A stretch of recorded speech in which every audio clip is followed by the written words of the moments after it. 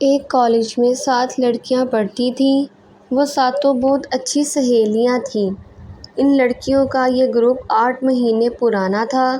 ان ساتوں سہیلیوں کی سوچ ایک جیسی تھی، ماڈرن، نئے دور کی، آزاد خیال۔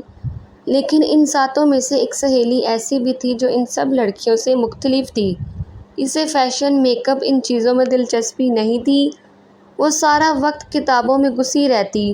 وہ ایک بہت ہی سادہ مزاج تھی۔ اس کا نام تھا صبا۔ صبا ایک غریب گھرانے سے تعلق رکھتی تھی، اسی لیے وہ اپنی ساری سہیلیوں سے مختلف اور سادہ تھی۔ صبا کی ساری سہیلیاں اکثر اسے طنز مارتی تھیں کہ اسے شہری اور ماڈرن زندگی کا کچھ نہیں پتہ، وہ بالکل دیہاتی ہے۔ صبا کبھی ان کی باتوں پر توجہ نہ دیتی اور پڑھائی میں لگی رہتی۔ باقی ساری لڑکیاں ہینڈسم لڑکوں کو دیکھتی اور وہ سب آج کل ایک نئے لڑکے اذلان بخاری کو پسند کرتی تھیں۔ لیکن اذلان ان ساری لڑکیوں کو لفٹ بالکل نہیں کرتا تھا۔ پہلا دن، وہ ساتوں سہیلیاں اس وقت کالج کے سبز گھاس پہ بیٹھی تھیں: زنیرہ، نمرہ، عابیہ، رمنہ، فاریہ، عشرت۔ اچانک اذلان کالج کے دروازے سے اندر آیا۔ رمنہ چلائی، "او مائی گاڈ، دیکھو وہ آ گیا!" سب لڑکیوں نے نگاہوں کا رخ رمنہ کی انگلی کی طرف کیا۔ سامنے کالج کے دروازے سے وہ خوبصورت ہینڈسم لڑکا داخل ہوا۔ سب لڑکیاں بنا سانس لیے اذلان کو دیکھ رہی تھیں، لیکن صبا پڑھائی میں مصروف تھی۔ اسے ان سب چیزوں میں دلچسپی نہیں تھی۔ وہ اذلان بخاری نامی لڑکا روز یوں ہی ان لڑکیوں کی دھڑکنیں روک دیتا۔ سبھی سہیلیاں اذلان پہ دل و جان سے فدا تھیں۔ اس کی وجہ اذلان کی خوبصورتی کے ساتھ ساتھ اس کی بے پناہ دولت بھی تھی۔ فاریہ اذلان کو دیکھتے ہوئے بے بسی سے بولی، "ارے یار، یہ اذلان تو ہمارے ہاتھ ہی نہیں آتا!" سب سہیلیاں اداس ہو گئیں۔ زنیرہ نے اچانک اعلان کیا، "چلو ایک گیم کھیلتے ہیں لڑکیوں!" سب لڑکیاں حیران ہو کر زنیرہ کو دیکھنے لگیں۔ زنیرہ نے کہا، "میرے پاس ایک آئیڈیا ہے، ہم اذلان کو پٹاتے ہیں!" سب لڑکیوں نے زنیرہ کو کھا جانے والی نظروں سے دیکھا۔ اسے پٹانا اتنا آسان تھوڑی تھا۔ عشرت رو دینے کو تھی کیسے؟ زنیرہ نے جواب دیا، "دیکھو، ہم سب اس گیم میں حصہ لیں گے۔ سب ایک ایک دن اذلان کے ساتھ گزاریں گے اور اسے اپنی صلاحیتوں سے آگاہ کریں گے۔ جیسے کہ میں گانا بہت اچھا گاتی ہوں، اذلان جس سے امپریس ہوگا، اس لڑکی کو سب مل کر 10,000 کا ایک گفٹ دیں گی۔" زنیرہ کا آئیڈیا سب لڑکیوں کو پسند آیا۔ اس کی بات سب مان گئیں۔ نمرہ نے صبا سے پوچھا، جو بت بنی پڑھ رہی تھی، "تمہارا کیا خیال ہے صبا، تم حصہ لو گی اس گیم میں؟" صبا نے گور کر ان سب کو دیکھا اور بولی، "نہیں، تم لوگوں کو یہ فضول کام مبارک ہو۔ میں کالج اس لیے نہیں آتی کہ لڑکے پٹاؤں۔" صبا رکھائی سے بولی، سب لڑکیوں کے سر پہ لگی اور تلے پہ آ بجھی۔ زنیرہ نے دل میں لگی آگ کو باہر نکالا اور بولی، "ہاں ہاں، بڑی پارسا بنتی ہے، دیکھ لینا ایک دن کنواری ہی مرے گی تو، کوئی مرد تجھے گھاس بھی نہیں ڈالے گا۔" وہ سب اذلان کو پٹانے کے آئیڈیا کے بارے میں سوچنے لگیں۔ آج اذلان کو پٹانے کی باری زنیرہ کی تھی۔ زنیرہ اذلان کو پٹانے کے لیے گئی اور اسے گئے ہوئے 1 گھنٹہ ہو چکا تھا۔ سب لڑکیاں بے صبری سے زنیرہ کا انتظار کر رہی تھیں۔ جب زنیرہ واپس آئی تو اس کا منہ لٹکا ہوا تھا۔ سب لڑکیوں نے تشویش سے پوچھا، "کیا ہوا؟" تو زنیرہ کچھ کہنے کی بجائے گلا پاڑ پاڑ کر رونے لگی۔ عابیہ نے زنیرہ کے منہ پہ ہاتھ رکھا۔ اس کی چیخوں سے پورا کالج بھاگ جاتا۔ یہ تو بعد میں پتہ چلا، اذلان نے صاف کہہ دیا اسے لڑکیوں میں دلچسپی نہیں اور نہ ہی زنیرہ کے گانے میں۔ دوسرا دن، آج اذلان کو پٹانے کی نمرہ کی باری تھی۔ وہ خوب سج دھج کے تیار ہو رہی تھی۔ تھوپ تھوپ کے میک اپ لگایا نمرہ نے۔ نمرہ خود ایک بیوٹیشین تھی اور اسے اپنے فن میں مہارت حاصل تھا۔ اسے بہت بڑا غرور تھا خود پہ۔ وہ مردوں کو چٹکیوں میں اسرار کرنے کا ہنر جانتی تھی۔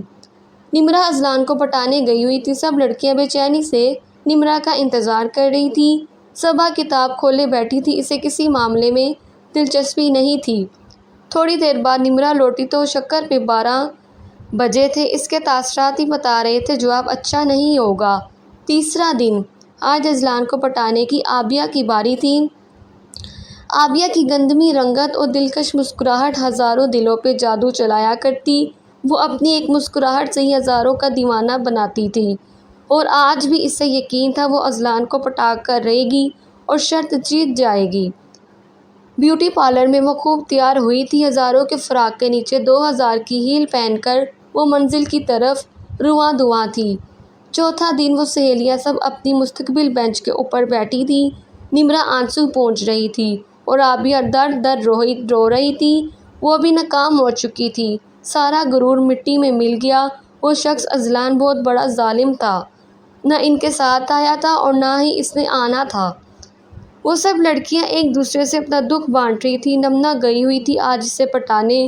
رمنا کے لمبے ناخن جیسے لہراتے بال اور دراز قد کئی لڑکوں کا خواب تھی وہ، مگر رمنا بیچاری کو جس لڑکے سے محبت تھی وہ اذلان تھا، اور اذلان کے لیے وہ باقی لڑکیوں کی طرح اسپیشل تیار ہو کر گئی ہوئی تھی۔ عابیہ رو رو کر کل کے واقعات سنا رہی تھی۔ سب اس کے غم میں برابر کے شریک تھے۔ حد ہے، وہ انسان تو کوئی جنگلی درندہ ہے، اسے تو ہماری فیلنگز کی پرواہ نہیں۔ میں 2000 کا میک اپ کر کے گئی اور اس کی بے نیازی قابل ڈیٹ تھی۔ صبا نے ان سب کو غصے سے دیکھا اور بولی، یہی ہونا چاہیے تھا تمہارے ساتھ، بلکہ تم سب کے ساتھ۔ اگر اذلان کی جگہ میں ہوتی تو تم لوگوں کو 4 جوتے لگا کر سیدھا کرتی۔ صبا نے زخمیوں شیرنی پہ چوٹ کی جو خونوار نگاہوں سے اسے دیکھنے لگی۔ سب لڑکیاں دانت پیس کر صبا کو دیکھنے لگی۔ عابیہ نے غصے سے صبا کو دیکھا اور بولی، تو چپ ہی رہ کر ڈائن کہیں کی، مجھے تو تمہاری ہی نظر لگی۔ او میرے اللہ، دیکھنا تم دوزخ میں جلو گی، وہاں بھی تم شیطان کو دولہا بنانے کے لیے ترسو گی، وہ بھی تمہیں نہیں ملے گا۔ عابیہ پھوٹ پھوٹ کر رو پڑی۔ صبا سر جھکا کر پھر سے کتاب کی طرف متوجہ ہو گئی۔ اسے یقین نہیں آ رہا تھا پیپر سر پہ ہیں اور یہ لڑکیاں یہ سب تماشے کرنے میں لگی ہیں۔ رمنا لوٹی تو گویا طوفان آیا، اس نے چیخ چیخ کر پورا کالج اکٹھا کر لیا۔ وہ روتے ہوئے ایک لفظ دہرائے جا رہی تھی، وہ شخص اذلان ظالم ہے، وہ ظالم ہے، وہ مجھ سے نہیں پڑھ سکا۔ سب لڑکیاں اس کی غم میں برابر کی شریک تھیں۔ 5ویں دن عشرت، جو ایکٹنگ میں مہارت رکھتی تھی، جسے کئی بار ٹی وی انڈسٹری سے پیشکش بھی ہوئی مگر اس نے منع کر دیا۔ ایک تو عشرت خوبصورت تھی اور اوپر سے وہ کافی خوش مزاج تھی۔ آج قربانی دینے کی باری اس کی تھی۔ اپنے بارے میں عشرت کو یقین تھا وہ اذلان کو پٹا لے گی، اور یہ یقین تو سب کو تھا۔ اسے گئے ہوئے 4 گھنٹے ہو رہے تھے، سب کو یقین تھا وہ اتنی دیر کچھ نہ کچھ کر کے ہی لوٹے گی۔